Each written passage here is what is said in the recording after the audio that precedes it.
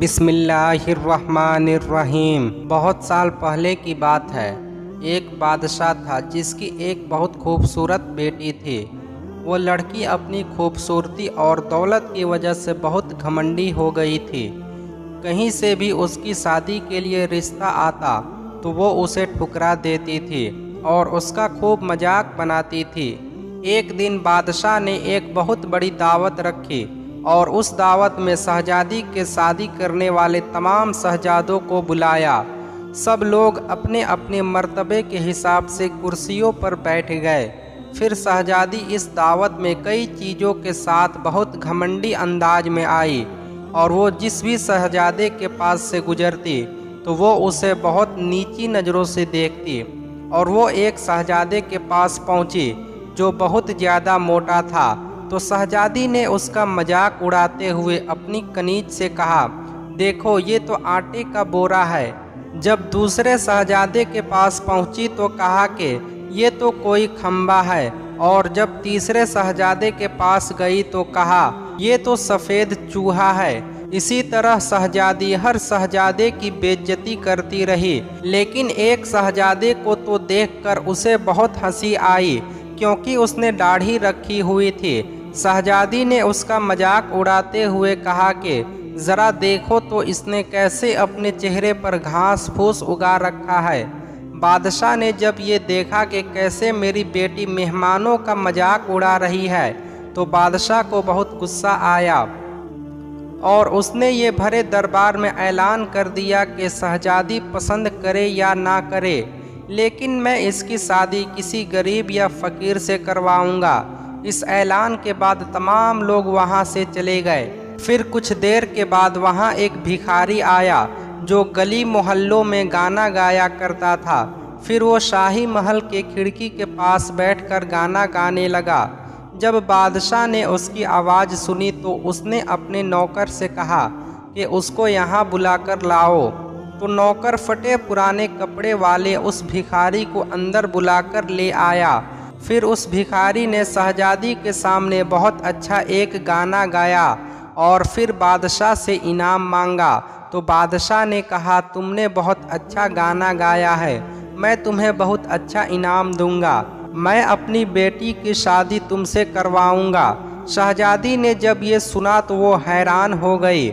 उसने बहुत ज़्यादा ड्रामा किया, लेकिन बादशाह ने उसकी एक ना सुनी। बादशाह ने उसे डांटते हुए कहा कि मैंने मेहमानों के सामने ये वादा किया था कि मैं तुम्हारी शादी किसी भिखारी से करूँगा। अब मैं वो कसम पूरी कर रहा हूँ। उसके बाद बादशाह ने उन दोनों का निकाह भी करवा दिया और कहा कि अब तुम अपने शौहर के साथ जाने की तैयारी कर लो। शहजादी रोती पीटती उस भिखारी के साथ गई। रास्ते में वो एक शिकार गाह के पास से गुजरी। वो शिकार गाह बहुत बड़ी थी। तो शहजादी ने भिखारी से पूछा कि ये शिकार गाह किसकी है। तो भिखारी ने कहा कि मैंने सुना है कि तुमने एक दाढ़ी वाले का मजाक उड़ाया था, ये शिकार गाह उसी दाढ़ी वाले की है। अगर तुम उस दाढ़ी वाले से शादी कर लेती तो ये शिकार गाह तुम्हारी होती। इसके बाद वो एक बड़े से घास में पहुंची। ये बाघ देखकर शहजादी ने पूछा कि ये बाघ किसका है। तो भिखारी ने कहा कि ये बाघ भी उसी दाढ़ी वाले का है। फिर वो एक बड़े अजीमो शान शहर में दाखिल हुई। इतना बड़ा और खूबसूरत शहर देखकर शहजादी हैरान हो गई। उसने पूछा कि इस शहर का मालिक कौन है। तो भिखारी ने कहा कि ये शहर दाढ़ी वाले के मुल्क में आता है, अगर तुम उससे शादी कर लेती तो ये सब तुम्हारा होता। शहजादी ने अफसोस करते हुए कहा कि मैंने बहुत बड़ी गलती कर दी, काश मैं उससे शादी कर लेती। तो भिखारी ने नाराज़ होते हुए कहा कि मुझे उससे कोई मतलब नहीं, मगर तुम मेरे होते हुए किसी दूसरे मर्द की बातें क्यों कर रही हो? क्या मुझ में कोई कमी है?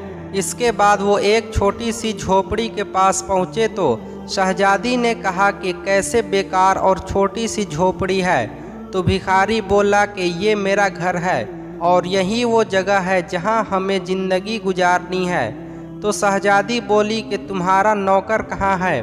तो भिखारी बोला कि हमें नौकरों से क्या काम, तुम हर काम कर सकती हो। चलो अब तुम आग जलाओ और मेरे लिए खाना बनाओ, मैं बहुत थक चुका हूँ। लेकिन शहजादी को खाना पकाना नहीं आता था, तो भिखारी ने उसकी मदद की।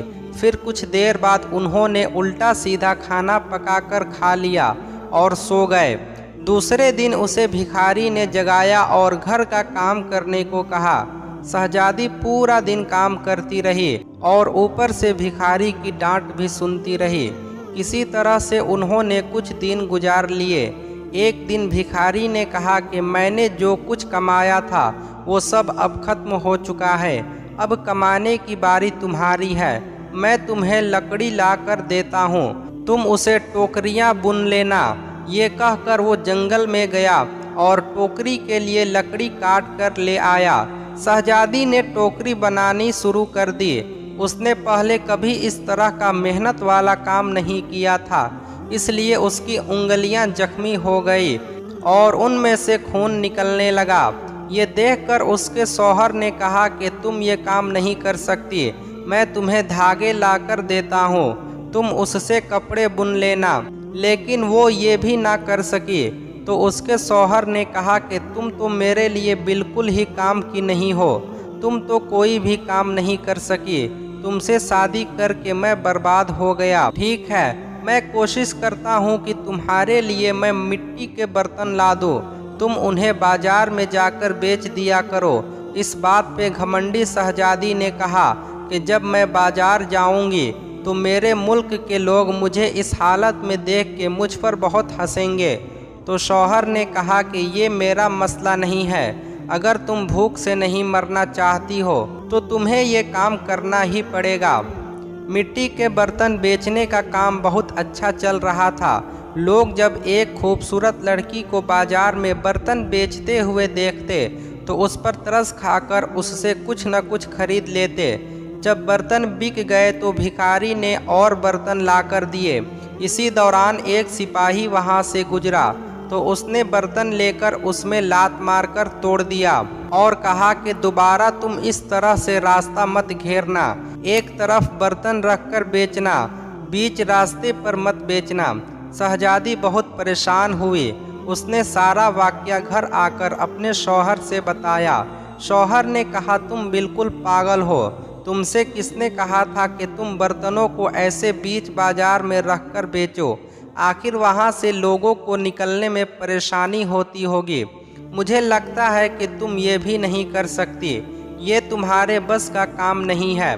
मैं शाही महल जाऊंगा, हो सकता है शायद तुम्हारे लायक कोई काम वहां मिल जाए।